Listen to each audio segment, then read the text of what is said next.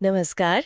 आज हम बात कर रहे हैं भारत में आर्टिफिशियल इंटेलिजेंस मतलब एआई और नौकरियों पर इसके असर की। बिल्कुल। हर तरफ ये चर्चा है ना? बिल्कुल, और ये चर्चा बहुत ज़रूरी भी है। हमारे पास जो स्रोत हैं वो इसी बड़े सवाल को खंगालते हैं कि एआई भारत के लिए, खासकर यहाँ के जॉब मार्केट के लिए क्या मायने रखता है। हाँ, मतलब ये खतरा है या फिर एक नया अवसर? सही।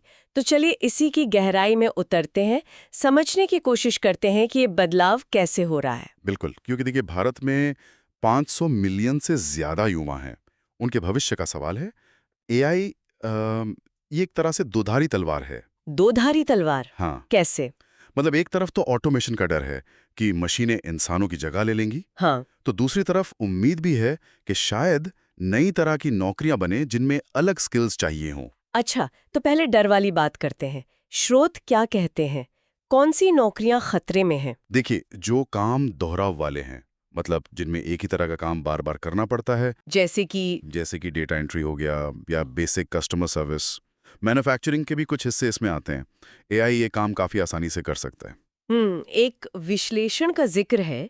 वो कहता है कि दुनिया भर में करीब 40% नौकरियों पर एआई का असर पड़ सकता है। हुँ, भारत भी इसमें शामिल है। हाँ, बिल्कुल। और ये सिर्फ दूर की बात नहीं है, असर दिखना शुरू भी हो गया है। सच में? कहाँ पर? भारत के जो बड़े आईटी हब्स हैं, नामी कंपनियां हैं जैसे टीसीएस, इन्फोसिस, वहां पिछले साल एआई आधारित ऑटोमेशन की वजह से खबरों के मुताबिक करीब 63,000 नौकरियों में कटौती हुई। बाप रे! 63,000! और कॉल सेंटर्स का क्या? वहाँ तो एआई चैटबॉट्स काफ़ी आ गए हैं। वही, उन पर दबाव बढ़ रहा है। एआई चैटबॉट्स अक्सर ज्यादा कुशलता से काम कर पाते हैं। हाँ, और हमारा जो सर्विस सेक्टर है, जो जीडीपी में 60% से ज़्यादा योगदान देता है, उस पे तो खास असर पड़ेगा फिर। बिल्कुल। सोशल मीडिया पर भी देखिए, आईटी और बीपीओ सेक्टर की नौकरियों को लेकर लोग चिंता जता रहे हैं। आसान नहीं होता। ये चिंताएं तो हैं, लेकिन आपने कहा कि ये सिक्के का दूसरा पहलू भी है। नए मौके भी बन रहे हैं। हाँ, और ये समझना बहुत ज़रूरी है। एआई सिर्फ नौकरियां खत्म नहीं कर रहा, वो पूरी तरह से नई भूमिकाएं, नए रोल्स भी बना रहा है। अच्छा, किस तरह के रोल्स? हाँ, बस बात यह है कि इन नई नौकरियों के लिए स्किल्स भी एडवांस्ड चाहिए होंगी। मतलब? जैसे? एआई स्पेशलिस्ट, हाँ। AI specialist, data scientist, machine learning engineer, इनकी डिमांड बढ़ रही है। और ये मौके कहाँ दिख रहे हैं? कोई खास सेक्टर? देखिए, सरकार की कुछ पहले हैं, जैसे इंडिया एआई मिशन है, नेशनल क्वांटम मिशन है। ये सब इन एक्सपर्ट्स की मांग बढ़ा रहे हैं। हम्म। एक स्टडी का अनुमान है कि एआई 2028 तक भारत में करीब 2.73 मिलियन, मतलब 27 लाख से ज्यादा नई नौकरियां बना सकता है।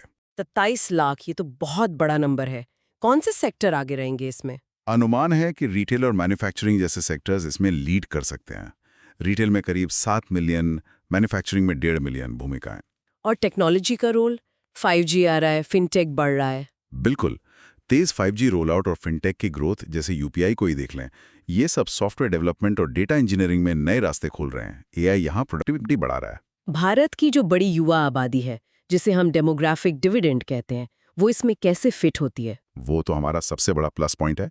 सरकार की कोशिशें भी हैं, जैसे अटल इनोवेशन मिशन है, स्किल इंडिया प्रोग्राम्स हैं। हाँ, सुना है। ये सब इसी युवा आबादी को एआई वाली इकोनॉमी के लिए तैयार करने की कोशिशें हैं।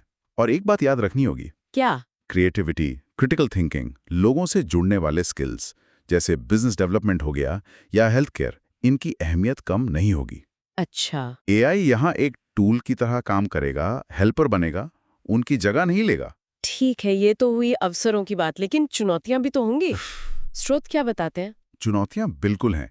एक तो हमारा रिसर्च और डेवलपमेंट यानी आर&डी पर खर्च, वो जीडीपी का सिर्फ 0.7% है। ओह, ये तो काफी कम है दूसरे देशों के मुकाबले। हाँ हाँ, बहुत कम। और रिसर्चर्स की संख्या भी प्रति 10 लाख लोगों पर सिर्फ 140 के करीब। तो सवाल उठता है कि क्या हम सिर्फ एआई के उपभोक्ता बनकर रह जाएंगे या खुद इनोवेशन करेंगे? ये बड़ा सवाल है। और इसके साथ वो डिजिटल डिवाइड वाली बात भी जुड़ जाती है ना? शहर और गांव के बीच का फर्क। बिल्कुल। और एक और चिंता है जो शायद सबसे बड़ी है, वो ये कि जिस रफ्तार से नौकरियां जा सकती हैं, हाँ। क्या उसी रफ्तार से लोग नई स्किल सीख पाएंगे? रीस्किलिंग हो पाएगी? ये गैप तो खतरनाक हो सकता है। तो समाधान क्या है? जोर देना होगा शिक्षा और ट्रेनिंग पर, बहुत ज्यादा जोर। NPTEL जैसे ऑनलाइन प्लेटफॉर्म्स हैं, AI सर्टिफिकेशन कोर्सेज हैं, ये मदद कर सकते हैं। और बड़े लेवल पर, सामाजिक स्तर पर? स्टार्टअप्स को और सपोर्ट देना होगा और शायद यूनिवर्सल बेसिक इनकम जैसे सोशल सेफ्टी नेट पर भी सोचना पड़े। UBI, हाँ, इस पर भी आजकल बात होती है। सरकार का लक्ष्य तो है भारत को AI टैलेंट हब बनाना, लेकिन उसके लिए जो टैलेंट गैप है, जो 2027 तक 10 लाख से ज्यादा होने का अनुमान है, उसे भरना पड़ेगा। तो कुल मिलाकर अगर हम सारी बातों को देखें तो तस्वीर ये बन रही है कि AI नौकरियां एकदम से खत्म नहीं कर देगा, नहीं, बिल्कुल नहीं। बल्कि जॉब मार्केट का पूरा सीन बदल देगा। कुछ पुराने काम शायद कम हो जाए, लेकिन टेक्नोलॉजी वाले नए मौके बनेंगे। एकदम सही।